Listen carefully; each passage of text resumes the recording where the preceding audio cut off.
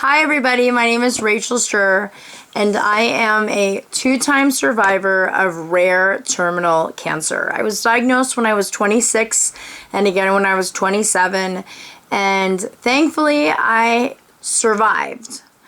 That was a lot of stuff that I went through at a very young age, being 26. It was definitely very scary, but I had a really positive attitude, and that is something that is so vital and so important for any of us that have any diagnosis, especially cancer or anything else, is to have a positive attitude, a positive outlook, and to kind of try to look at it from a different perspective.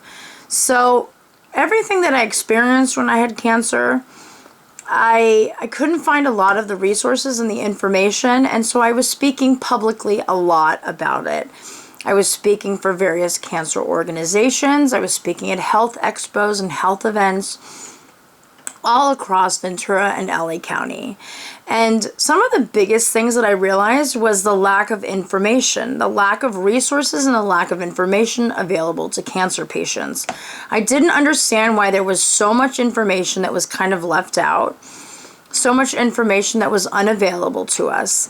And I didn't get it. I didn't understand why it was so hard. And so when my little brother said to me, when I was 28, he said, "Why don't you start a nonprofit?" And I said to him, "I'm not that crazy." I later found myself starting this nonprofit organization called UCAAN a year later, 2009. So I started UCAAN, United Cancer Advocacy Action Network, to focus on the needs of cancer patients, providing the information, the vital information that they need when they are diagnosed with cancer, all of the information that we generally don't get from anybody else, stuff like how to prevent your teeth from falling out, which happened to me. These are not my real ones, but they look just as fabulous as my originals. Stuff like lymphedema, how to prevent lymphedema, possible other side effects and direct effects of treatments, how to keep a positive attitude no matter how bad your diagnosis is. There's just a lot of information that we just never get. And so I started that organization with just a focus on providing resources, a website where people could go and find resources and find information.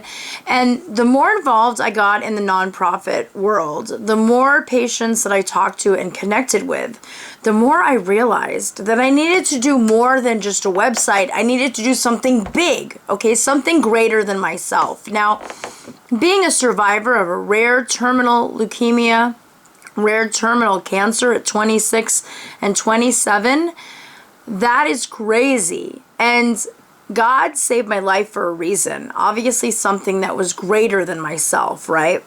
So that was what I had decided for UCAN. I remember talking to my mom back in 2009 at a lunch meeting we had together. And I said, "Mom, UCAN will be greater than myself." You know what my mom said to me?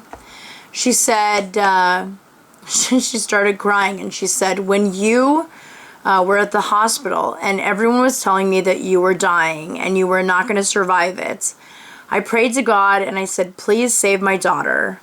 And God told me, 'Your daughter will help more people than there are stars in the sky.'" That moment gave me chills.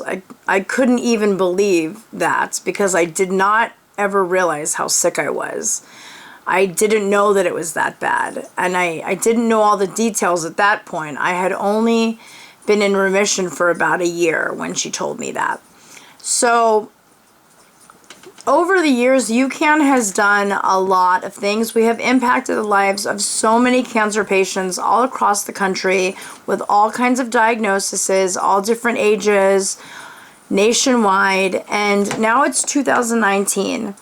And what I can tell you is in 10 years, this nonprofit has impacted the lives of 10,000 cancer patients all across the country. Something that I never in a million years would have ever thought I would be able to accomplish. For me, that is an amazing milestone. And for all of the people that have supported us over the years, that's an even bigger milestone. I mean, that's huge. Being able to provide resources, information, personal fundraising program. We've had a gas assistance program providing gas cards to cancer patients in Ventura and LA counties. We've had a preventative dental program providing preventative dental care information to cancer patients within our local community and all across the country. We've had a lot of different programs over the years. But one of the things you should know about UCAAN is we have been an entirely 100% volunteer-run nonprofit for 10 years. For 10 years, I have not paid myself anything.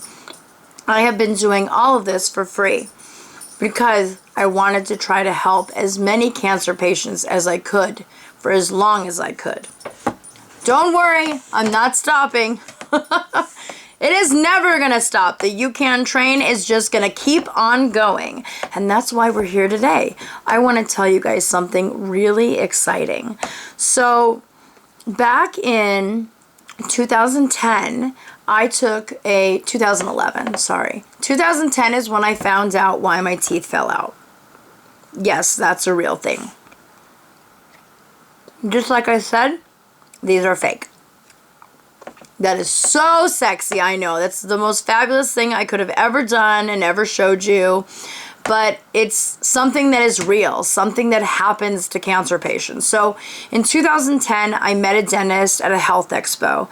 And I said, why do my teeth keep falling out? My oncologist and my radiation techs keep telling me it has nothing to do with anything. And he said, it's because when you get chemotherapy and or radiation anywhere near your head or your neck, it affects the healthy bacteria in your mouth that helps prevent deterioration of your teeth.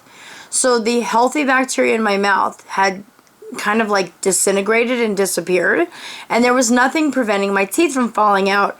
And then he told me I could have prevented it with something like a fluoride tray for $200. So there I was, in 2010, losing my teeth, having my teeth break at my gum line, and I couldn't understand why it wasn't important enough for someone to tell me that I could have prevented it from happening. Not the dentist I saw before I had the radiation, the chemotherapy. The doctors didn't know. The radiation techs didn't know. And it was crazy. I was like, how is it even possible that you don't have this information available to people, especially people like me who have cancer? That should be information you are giving to everybody.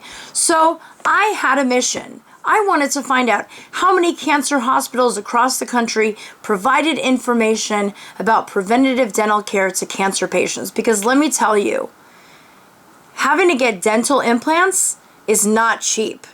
And why would you get dental implants over just dentures? Because once you lose all of those teeth, all of your teeth and all of your enamel and everything, there's no bone, healthy bone in your jawbone, which means you can lose your jawbone as well. I've met many cancer patients that have had tongue cancer or throat cancer that have had to have reconstructive metal surgery in their jawbones just to fix their jawbones from bone loss, which is so crazy. It's something called osteoradionecrosis. It's called bone death, also known as bone death. So in 2011, I took to the road. I drove 8,500 miles with one of my friends who was also my assistant at the time. We drove all the way around the country, visited numerous cancer hospitals, and talked to lots of people about all of the information that they provided their cancer patients with, telling them about preventative dental care, utilizing fluoride trays, and using baking soda rinses, and all kinds of different things that they could have done to prevent their teeth from falling out. And that trip was mind-blowing and amazing. That was 21 days, yes, 8,500 miles all the way around the country. We visited numerous cancer centers, and we filmed it. And it was remarkable to hear about all this information that I was never told myself at my cancer hospital. But it was this information that made me start an entire program called UCAAN Care, Caries and Restorative Education. We were even funded by Kaiser Permanente Woodland Hills in 2014 until 2017, where we were able to help over 200 cancer patients all over Ventura County and areas of LA County with information and even paying for their fluoride topical varnish or their fluoride trays. Over the years, we've impacted the lives of so many cancer patients by providing them with this information that is so vital and so important. You wouldn't even believe it.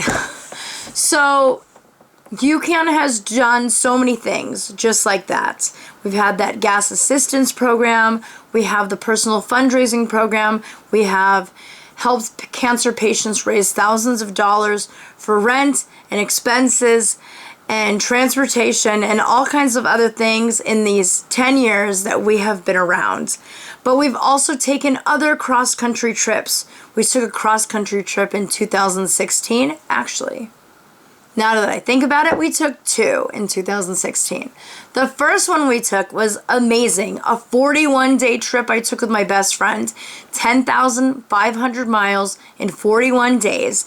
We visited with cancer patients all across the country, patients that we had helped over the years, meeting with them and talking to them about the biggest needs that they had. And here's the reality, okay? There's a lot of money that goes into research. There's a lot of focus that goes into research. But what about cancer patients? What about helping the cancer patients with the needs that they have? And these are the big needs that the cancer patients had.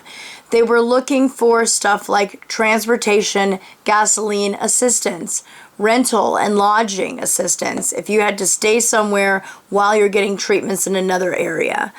Caregiving, because that is a really big need of a lot of people. And another thing is food. Healthy food, nutritious food instead of sugar. There were so many needs that these cancer patients were talking about, and they weren't getting it from any other organization. And we were really focused on trying to find them as many organizations and as many resources in their community to really help them with what they needed. And that cross-country trip was amazing. We even recorded an entire video for it, which we've included in this video. Don't worry, you'll see all the pictures and all the fun videos at the end of this one. Let's continue.